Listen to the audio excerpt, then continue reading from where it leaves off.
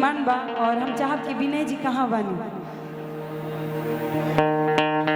जहाँ भी बने। अच्छा वहाँ के सामने बने।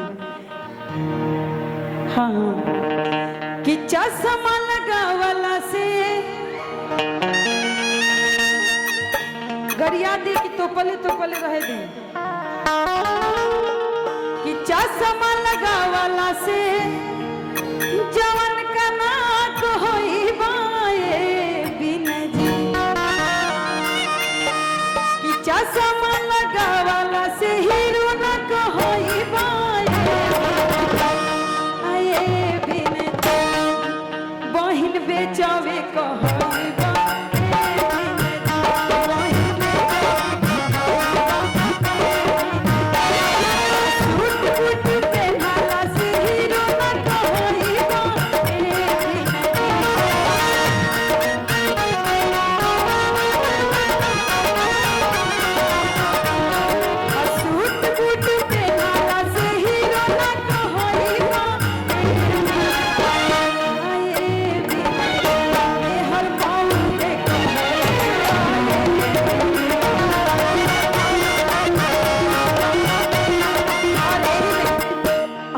गावल जला बियाह शादी के माहौल जब रहे लगा गारी सुन ला बिना है लगाव जई हो गारी सुन ला ये गावा लगाव जई हर दिया के लार रखो सै सै को यार घुमस पटना बाजार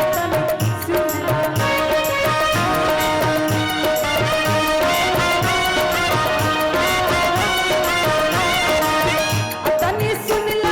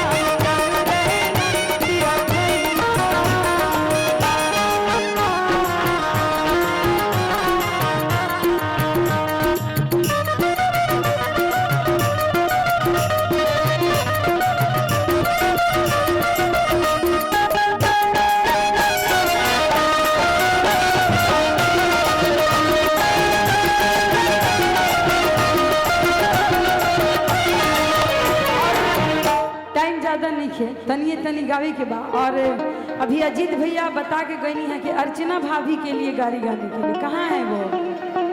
अच्छा आप ही हैं। और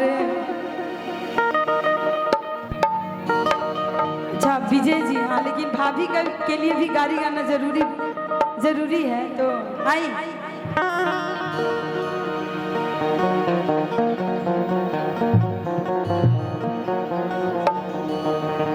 गाड़ी के ढेर डिमांड होता लोग ही नहीं के कह कि और कुछ गावा बियाह शादी में हमने किया चुमावन उमावन होला तो लोग कहत खाली गाड़ी गावा लेकिन एमा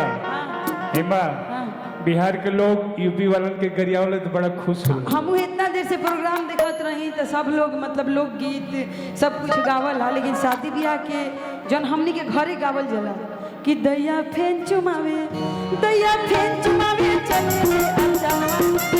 चले